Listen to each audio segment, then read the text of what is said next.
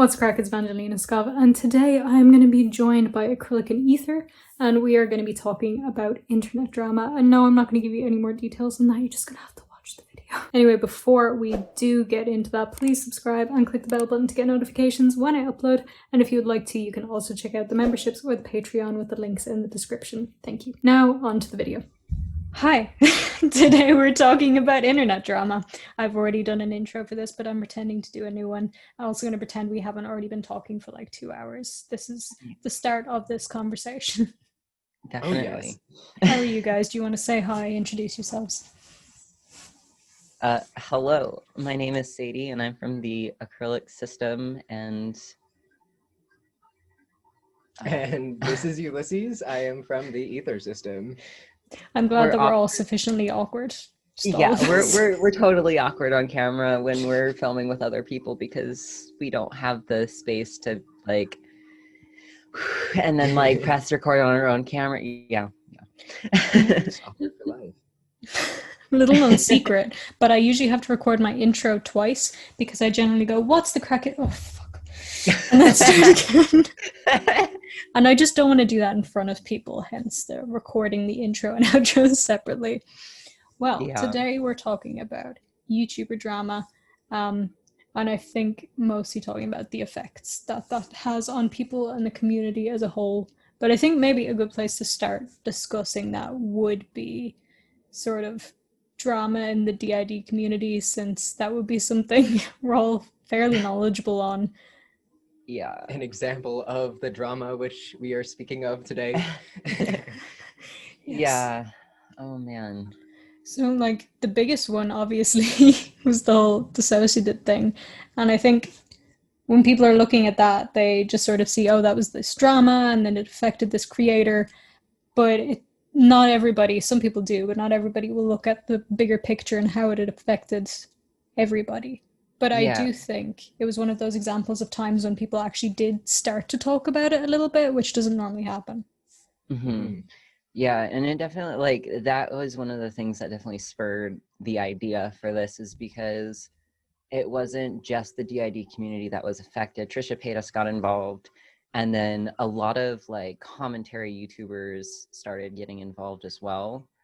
And that just started like this whole spiral of everybody's mental health, I felt like, including our own. We split over all of that drama. Like that wasn't a good time for us. Yeah, I had alters coming up from deep childhood that I didn't even know existed, and they're like, hey, I'm here because this, and I'm like, great. Yeah, I think like if you are in any way involved in the drama, whether you're directly involved or not, if it affects you, it can affect you deeply.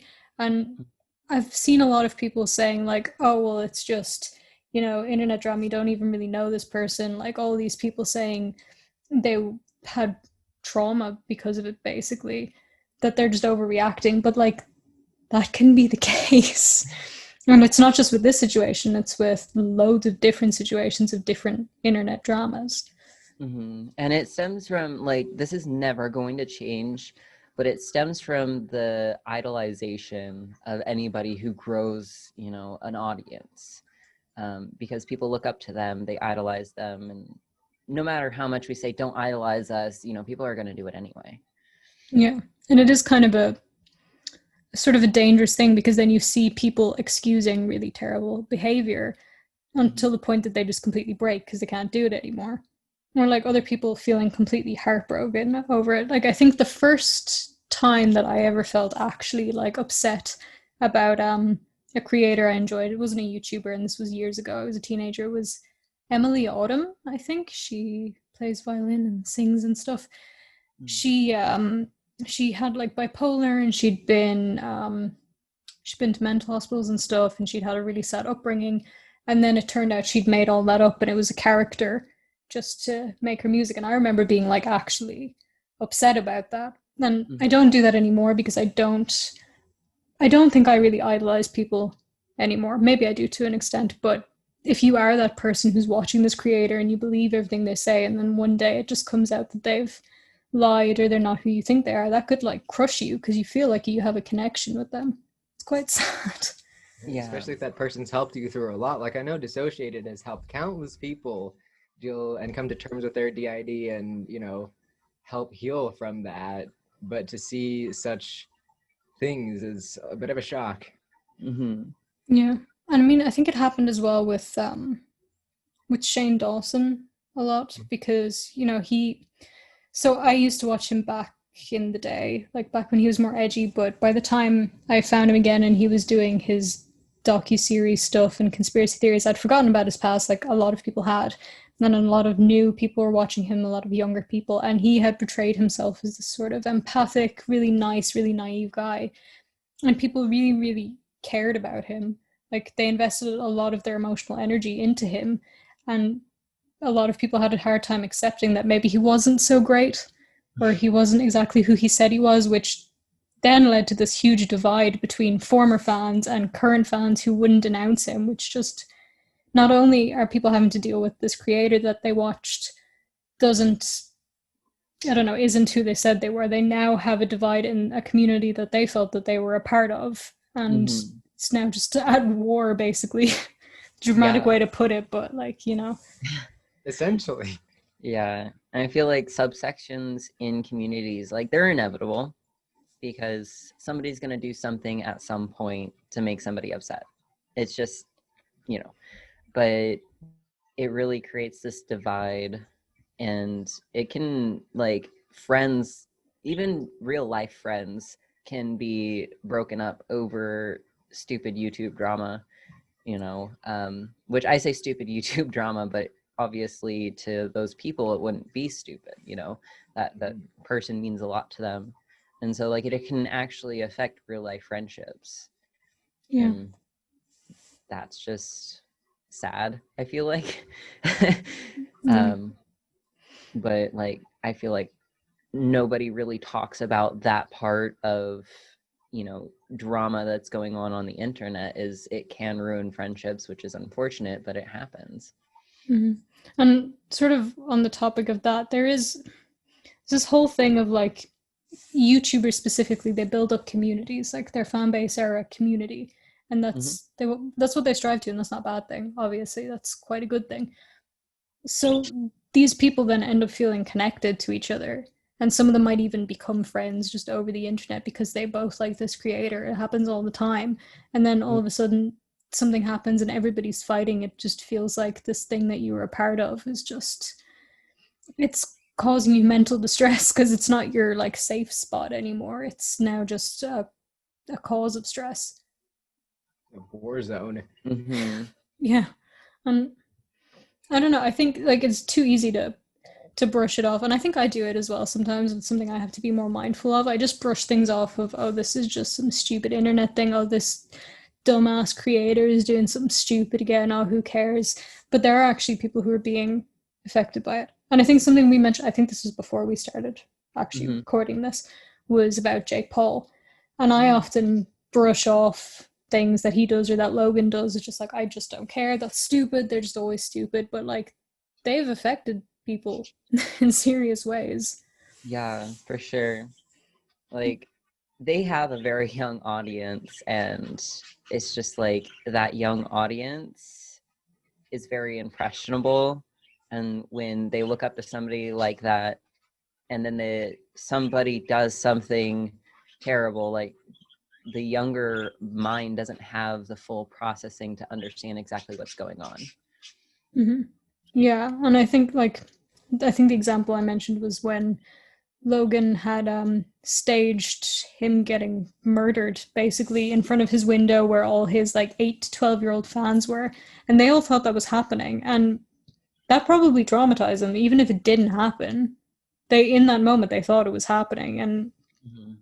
And then most of us sort of would have brushed that off or laughed at it as, oh god, he's such an idiot, why is he doing this stuff? But then you have to think about all the individual people who are like, what is going on? Like, and then most of them were kids, so then the parents have to pick up for that. God knows if those kids are going to have issues for the rest of their lives because of this one thing they witnessed, which was just faked for a video. Yeah, that could be really traumatic to some kids. They are screaming. Are the birds really loud? Yes, but it's cute. It's fine. They make the video more interesting. And like, I don't, because the whole internet drama, it's just like weird because we have finally started talking about the creators, I think, trying to treat them as actual people, because before, especially like in the media before YouTube, like as an example, Britney Spears would have just been completely hounded and not treated as a human being. And now we're finally talking about, hey, that wasn't okay, and hey, the way we talk about YouTubers isn't okay. We need to be more mindful. But we're still not mindful of their audiences. And I'm not saying it's not important to be mindful of the creators. It is, because they are people as well. But there's more people involved than just them. It's kind of hard to see. Exactly. I think it is important to talk about the creators too, because we were talking about this before we also recorded, but like the J Station situation where he pretended that his fiance like died, you could see in the videos that going back and forth that she was just not okay. You could just tell that she was not okay. And like, it's important to keep in mind when you're looking at things like that, like these are people, you know, but also the audience at the same time, you know. And when you're beefing with each other, you're putting audiences against each other. And that's just, I mean, we've seen the most basic thing I think I can think of is Twilight, Jacob versus Edward. Very lighthearted example to go with. That's a very nice example. You know, but like that's the most basic lighthearted example that I can come up with. Yeah, instead of just Twilight, it's Edward or Jacob. Yeah, you can't just like that without being Edward or Jacob. Yeah, and well, so no, you could, because there was Switzerland. Team Jasper. But it kind of forces a divide in the audience when creators are beefing with each other. Like it forces them to choose a side, which I don't think should be, you know, an accepted part of the YouTube culture. I'm going to get a little bit conspiracy theory-ish here for a second, but not like, we're not talking aliens and stuff. But, okay, so like I said, back in the just media, regular media days of Britney Spears and Paris Hilton and all that, there was a whole thing of the media trying to create feuds that weren't there. So back to Britney Spears again. I really do like to talk about her, don't I? There was this whole thing of, and still nobody knows for sure, like if it was their management trying to set it up or just newspapers or something. Magazines, not newspapers. What am I talking about? There was a whole thing about like, oh, Christina Aguilera versus Britney Spears, when in fact they never had a feud and they never said anything bad about each other. They were always nice about each other, but that kept being perpetuated for whatever reason. Enough that people to this day still believe that they don't like each other, that they publicly hate each other. And that sort of media thing, I think, ended up going into YouTube when YouTube became more media-ish. And you will see creators, obviously, doing it on purpose. There have been internet feuds that I've fully gone, they're doing this on purpose. They're probably friends. Like, but it's just become this weird culture of like, there has to be a fight going on. Where's the fight today? How do we get our entertainment without the fighting? Yeah, and that goes into encouraging cancel culture, because like by creating that divide, one audience is going against the other audience, trying to cancel that creator, and it's just like it encourages that behavior, you know, being mean to one another.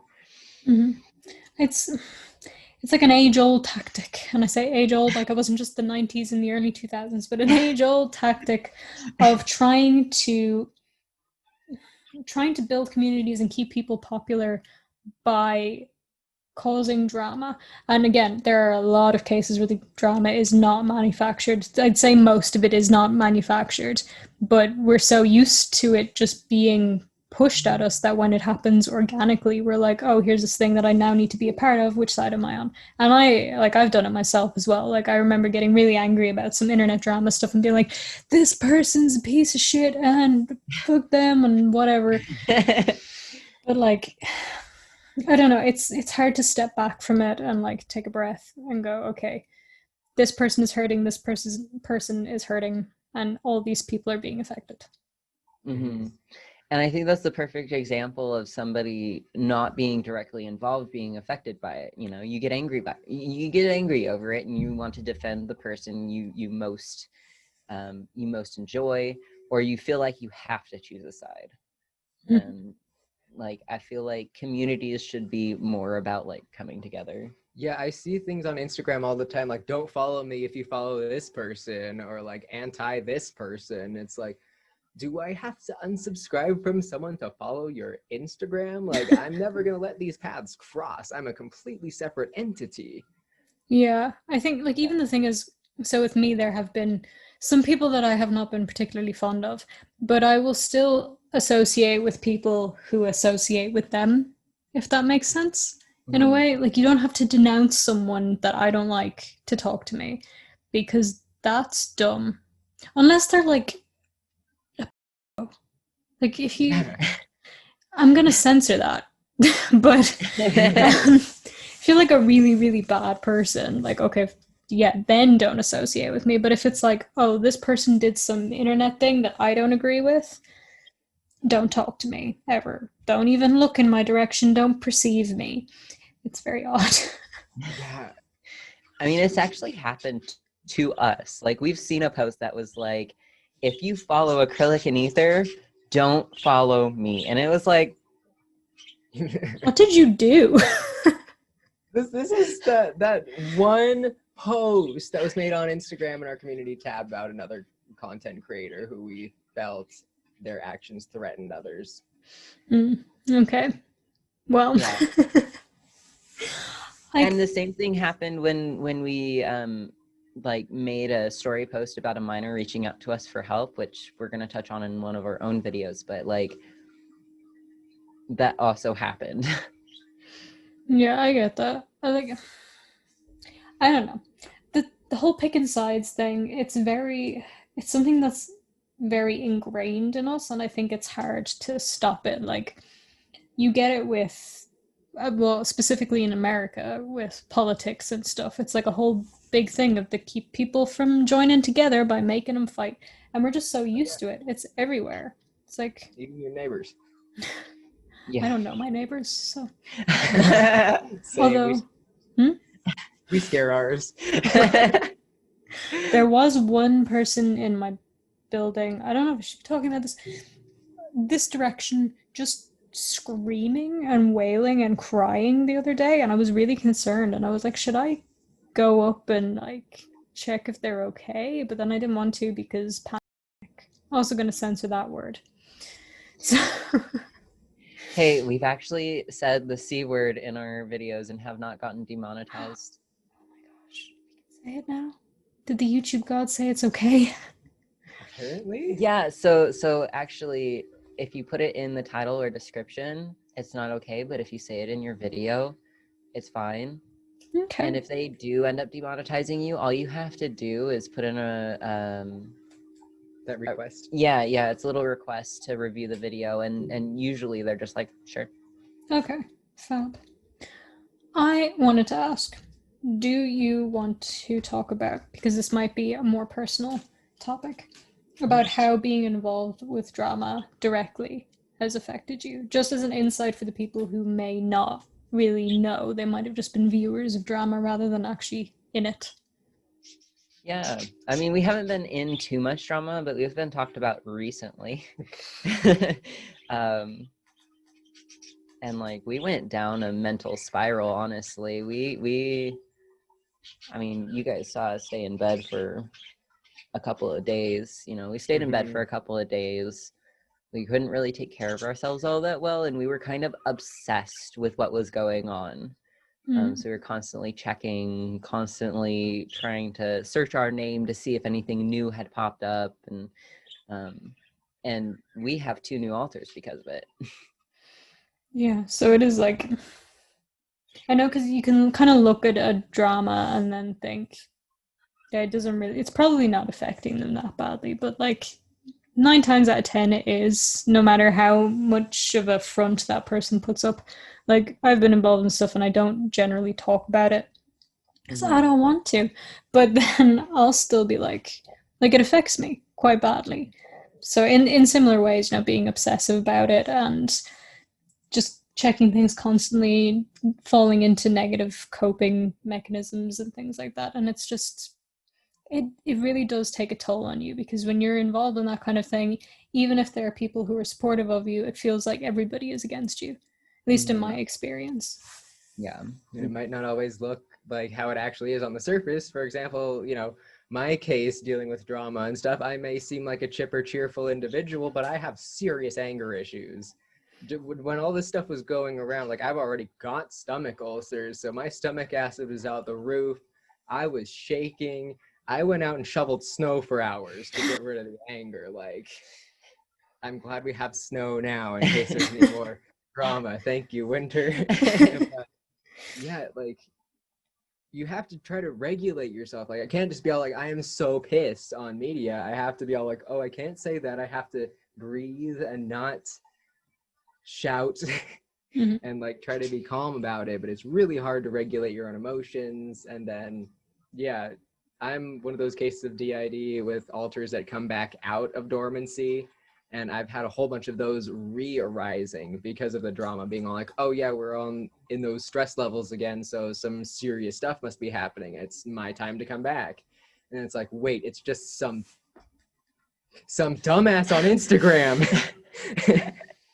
And I'm just like, okay, I'm just gonna deal with a bunch of trauma on top of this now, thanks. Yeah. It's crazy how, like, it can be the same for both the viewers of drama and the people involved in it. Like, it can, what's that phrase? Reopen old wounds, like, that aren't even related. But it will start reminding you of, oh, this thing that happened when I was 12. Like, now, Yeah. like, I think that's what happened with, again, Shane Dawson for a lot of people, was like, it came up inappropriate jokes he'd made and things he'd said and things he'd done, and then reminded people of experiences from their past, and so they're now dealing with the creator that they loved is not great, on as well as, oh, here are these horrible memories I don't want, thanks, and now I'm stressed. Plus communities falling apart. So yeah, and I feel like it should be talked about how bullying is like traumatic to a lot of people. And going from like middle school bullying all the time to online drama, it doesn't seem like there's very much difference. And it definitely brings up those negative emotions that has happened in the past. Yeah. I mean, as well as that, it's like a lot of people can get very, especially when you're arguing with people on the internet about a creator, about a drama, people can be vicious because they feel like, oh, I'm on the internet, it doesn't matter. Like, I've had fights on Twitter and stuff where I'm like physically shaking afterwards because I'm so pissed off. Sometimes not even about drama, sometimes about unrelated things. Like, I think I had an argument with somebody that really pissed me off because they said that asexual people weren't allowed in the LGBTQ plus community. I'm like, where do you get this from, you dumb bitch? Get out of here with that. Please leave. But like, people will start, it stops being a discussion about like, hey, why is this wrong? People don't want to listen to each other. They just want to shout at each other. They'll be like, you're an idiot, you're stupid, you just want to follow this person because you're an asshole, or you're denouncing this person because you're a bully. I'm like, just calling people horrible names and saying horrible things, and it's just, for lack of a better word, it's toxic. I don't like saying toxic because it feels like a buzzword, and I avoid buzzwords because I'm edgy. Unhealthy. Yeah, unhealthy. There we go. That's a better one. Like, as an example as well, on the whole drama going too far. So with the whole DissociaDID situation and Team Pinata and everything, there were a lot of varying opinions about Kiwi Farms, and I know a lot of people were just, they wouldn't look at it because they're like, that's a toxic place, they're horrible people. That's fair enough. You don't want to look at it, you don't look at it. I had always found that they said a lot of dumb shit, but I guess maybe the circles I grew up in or something. I was just sort of used to it. I kind of looked past it, so it didn't really bother me as much. But looking past that and seeing sort of all the information, I was like, oh, it's fine. They're not getting involved with the drama. They're just putting all this out here. But then they went and they doxed DissociaDID's parents, which was like, they're not even involved. It's their parents. Like, that was, even at that point, I messaged DissociaDID because she never saw it, never saw the bloody thing. I don't think even if she saw it, she would have opened it. But I messaged her, I was like, hey, I don't know if you know this, but your parents' address is on the internet and that's not great. And I think I even messaged Multiplicity and me like, hey, if you're in contact with them, can you just let them know that this is happening, because it's like not good. Because obviously it's not good to dox the creator either, but like going so far as to get a third party involved who is just trying to live their lives to get back at that creator, that was just way too far. I don't know. It was just, and it's just an example of how far these things can go. Like, people, what was it, Dixie D'Amelio was getting death threats, or Charli D'Amelio, one of them. Which one's which? I'm the drama channel, I should know. Charli D'Amelio was getting death threats because she made a comment about not getting 100 million followers on TikTok, and like grown adults sending her death threats, and she's like 16. And how does she deal with that? Like, I think she wanted to quit social media because of it or something. It's, people take it too far and it becomes dangerous. Definitely.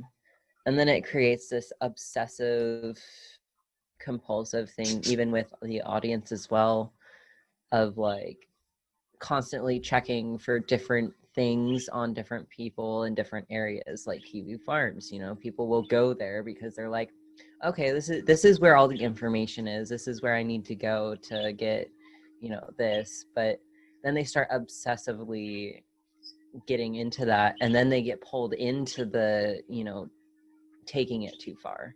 Mm-hmm. Yeah, and it's so very easy to do that. It creates a domino effect. It definitely does. Mm-hmm. And like, because then it's sort of, the thing I think I had said to somebody, I don't know if this was in a video or in private or in a live stream or something, but I had said like, any kind of credibility that the people on that thread had on Kiwi Farms had completely gone out the window when they did the whole doxing thing. Because you could definitely have said, hey, they're informative. When they were talking about the Nan situation, some of them seemed genuinely concerned, like they didn't want to let something sketchy go on, or that you could argue in their favor. And then as soon as everybody was supporting that, it was like, and I'm sure there were people on that thread who didn't agree with it, but they just sort of went along with it and wouldn't call it out because they don't want to be shunned from the thread. They've spent so much time there. I guess maybe it is okay. And then it's just, I don't know. It's messy and horrible. There's just like, it's a million and one ways that drama turns into something more. It's kind of scary. I feel like it's gotten a ton worse since we've been in quarantine and inside for, is it 10, 11 months now? I don't even know. How long have we been inside? Oh, it's been 84 years. But it's definitely gotten a lot worse because nobody has anything to pay attention to, so they're just starting drama for fun now. Mm-hmm. Yeah, I think a lot of the dramas that happened last year wouldn't have been as big if, you know, life was normal and we were all going outside. Like, they still would have been big enough. They wouldn't have reached that magnitude. Like, a lot of it was just crazy. I wouldn't have a channel if that didn't happen, to be honest. Let's call a spade here. Yeah, definitely. It's, I don't know. And it feels weird for me personally to be talking about this and sort of talking about the negative effects of drama when I do make drama videos. But I think that's why I make them the way that I make them. Because when I hear about drama, I just want to know what's going on. Like, I don't want to see somebody screaming at me, this person is so evil. Like, I just want to know the facts about it. And I think doing it that way, I make myself sound like the fucking messiah. That's not what I mean. But like, I'm not all high and mighty. I have made videos where I've been a cunt. But doing it in such a way that it's just informative, it kind of not stops the situation, but doesn't encourage it to be something stressful. It encourages a conversation rather than like, let's all hate each other. Everybody's shit. Yeah, like I remember in one of your videos, you kind of worded something like, you word things to inspire thought in the audience rather than giving them opinions that are your own free-formed opinions. Yeah. And like spur like conversation and their own individual thoughts. Yeah, and like the thing is, people will sometimes be like, "Oh, well, you're just trying to pander," or "You're just like you have no opinions." I'm like, "No, I have very, very strong opinions, but I don't need to force them onto other people." You can make your own, because I might be wrong. I'm sure I'm wrong about a lot of things, and I think that's something as well, which feeds into the internet drama, is people have a hard time accepting that they could be wrong about a situation when somebody has to be wrong and nobody thinks it's them. Yeah. And I think a fair example of also being like an unbiased, like talking about somebody unbiasedly would be our Trisha Paytas video. We didn't even put her in the title, honestly. But we didn't even go over how that affected us at all. We just talked about like the stuff that she got wrong and just corrected the misinformation, and was like, that was during the time that we split during the DissociaDID drama too, because we split during that, and then we split in the last 3 weeks or so. But we were talking about it because the comments in her video were just calling her fake. You know, they were telling her like, you don't have DID, get off this platform, like, you know. And so we, in our video, we were like, it doesn't matter if how famous the person is, how awful, you know, they've been in the past, whatever. You can't fake claim anybody. Like that is, it was disheartening to see the comments on her video because of that. I think that's an example of creating a subsection within communities. It's just like breaking people apart. Whereas we tried to bring them together full circle. I love how we're like, all of us are just like, so we're really great. These are the good things we do. Well, we're all human. We all do stuff. Like, we just don't mention a lot of the stuff that we do. We are doing an apology video at some point, but like, that's a little bit down the line. And I feel like the difference here is we try to take accountability for our actions. And that's our last point, actually, is accountability. We try to take accountability. If we say something, if we do something that a majority of our audience is like, hey, this isn't okay, we try to at least make a statement, make it public, don't take it back or anything like that, about like what we got wrong, how it was wrong, and, you know, that we apologize, and in the future we'll try to, you know, figure something, like I hate saying do more research because of things that have happened, but look into it further before we make opinionated statements. Whereas with a lot of the drama that's going on in all of the communities, I don't see that. I don't see anybody taking accountability like, hey, I hurt this person, or, you know, anything like that. Like, they just continue and continue, and we try our hardest to have the accountability. Lead by example is kind of, you know, we don't want to be leaders, but we've given ourselves a platform, and that just that's just how it goes.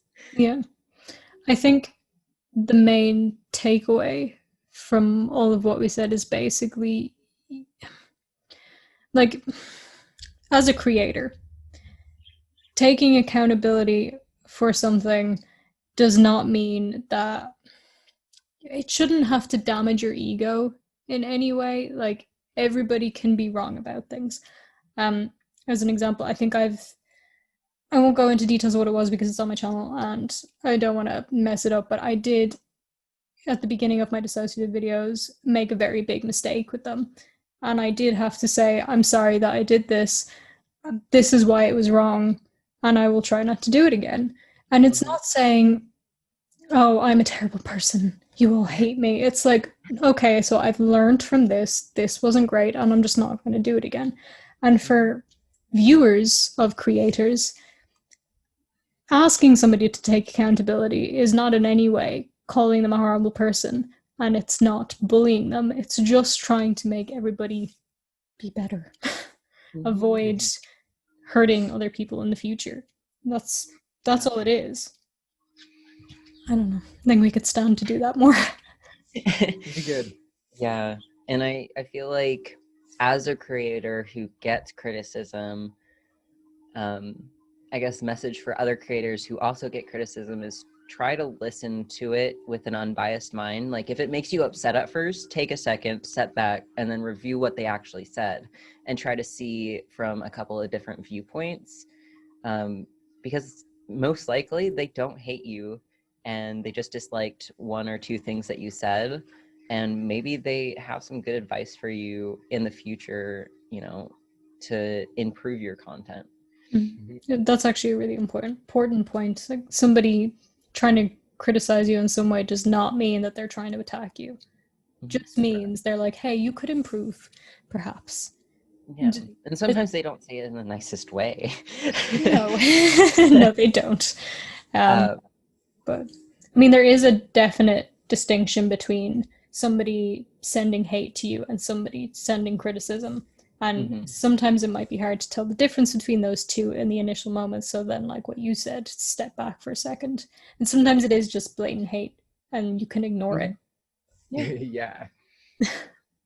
Well, but I just don't think it's worth, like, I don't think somebody saying, hey, you said this in your video and I Please cut that out. oh my God, can I leave it? Bless you. Okay. I have to, because I've been I've been trying not to sneeze for the past like 2 hours and you just came up and stole it. But just, what was I saying? Criticism. Oh, geez. Whether or not I remember exactly what it was, I feel like I have a different point to make. Okay, go ahead. I feel like we need to get rid of this idea that deleting comments is a bad thing. Especially for mental health creators. Like, it's important for everybody, but especially mental health creators, because I feel like everyone's got to keep in mind that those people have emotions and feelings and are people. And if they do get comments that they don't enjoy, it's their channel. They're allowed to do that. And whether or not you agree with them doesn't really matter at that point, unless it's like them intentionally deleting positive criticism that's like, you know, not an attack. Yeah, I think to some extent it's okay. Personally, I don't do it. I think I've deleted like one comment because it was like a map on my video about cuties. And I was like, no, we're not entertaining this. Generally, I don't do it. I can see the benefit of it, especially if you are like a mental health creator solely. But there is a point where it becomes a problem. And I think it's important to draw the line there. For example, deleting comments of people asking, hey, could you maybe address this bad thing that you did? Or, hey, this contradicts the truth a little bit. Could you maybe talk about that? Maybe deleting those comments aren't okay. Deleting comments from Black people asking you to take accountability on your Black Lives Matter posts is also not great. Possibly should not do that.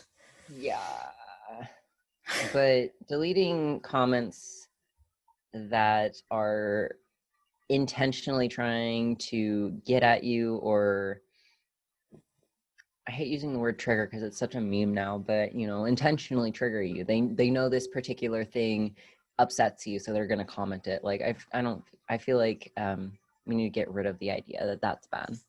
Mm-hmm. Actually, no, I just realized I've lied. I do have a specific word blocked from my comments. And I guess that counts as deleting comments, but I only have it blocked. It's not because it's like a big secret that I don't want to reveal. It's like it's a triggering topic for me, and sometimes people will say it in a very mean way. So it's just like, and that's completely fine for anybody to do that, I think. Which could I just touch on very quickly, and I want to get your opinions on this. Putting the asterisks in trigger words seems to make absolutely no sense, because then how are people supposed to filter out those triggers? Very true. That's true. Yeah. We only do it on the very harsh words that we know everybody knows 100%. So that's the only like area, but I feel we've seen words censored in a way that makes it hard to know what that word is. Yeah, that makes sense. The things that are very odd to censor, like alter or therapist. Or food. Yeah, I've seen that one. Trigger warnings a lot. But I mean, like, so if you... I'm trying to think of a safe word that's not actually a trigger to use as an example. I mean, not a common trigger. It could be a trigger for somebody. If you don't like the word suitcase, if you don't want to talk about suitcases, right? And you're a YouTuber and you are triggered by suitcases, and somebody goes and comments suitcase, but they put asterisks out, but you have the word suitcase blocked in your comments, so you don't have to see it, but then they've asterisks it so it doesn't get blocked. It seems counterintuitive. Like, I get it, maybe like Instagram posts or something, you know, because that's, you can't filter there. Or in a story when you're like, hey, for the next slides, trigger warning, this thingy. Then I get it. But it's like in comments and stuff, or on Twitter, because I know you can filter out certain words on Twitter. It seems counterintuitive in a way. Like, I get the purpose of it and I get why you would do it. But I feel like maybe in those some situations it would be more important to just use the word, so that the people who have said it so that they won't see it don't see it. Yeah. Right. Yeah. I think that makes sense. Yeah, no, you make total sense. That definitely makes sense. We do have words that are not allowed on our YouTube that get filtered out into our held for review, and that makes a lot of sense. We never thought about that before, honestly. No, I'm very wise. I'm sorry. It's a joke. I mean, putting asterisks in the comments so it doesn't get filtered out. Yeah.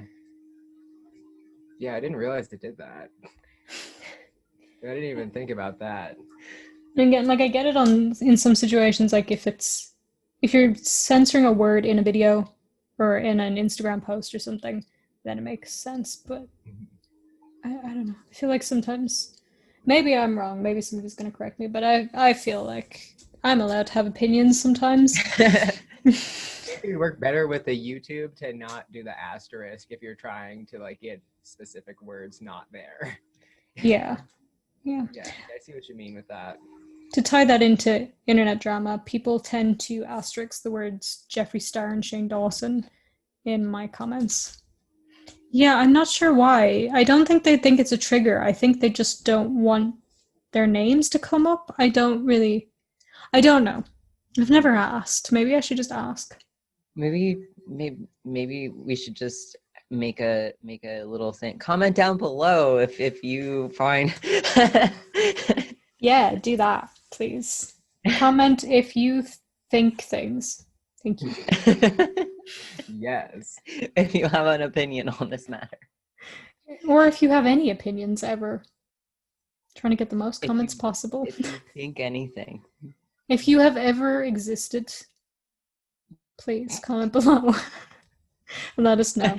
Well, I think now that we've descended into chaos, we could probably end the video. Do you guys want to say bye, since I'll do my own intro separately, but it's for the people, it's going to be immediately. Yeah, sure. Thanks for watching, everyone. And thanks for having us. Like, this is awesome. Like, it's crazy to know that you know who we are. Yeah. It's crazy to know that you know who I am. So So I think we're having a bit of an issue. We're both just Same starstruck. tier on that, I guess. Yeah. Well, thank you guys for doing this. I think it's actually very fun. We should do more. Comment below if you want to see more collabs with these people. Yes, we would love to join again. This is really fun. It was awesome. All right, thank you everybody, and I hope you have a great day. Anyway, guys, I hope you enjoyed that. You can check out their channel with the link in the description, and if I remember, it'll also be in a pinned comment. We also did a video for their channel, so you can check that out as well. Anyway, as I said at the start of the video, please subscribe and click the bell button to get notifications when I upload, and you can also follow me on social media. Like, comment, share, and do all the things that I'm supposed to ask you to do at the end of a video, and have a wonderful day. Thank you guys so much for watching, and I'll see you in the next one. Bye.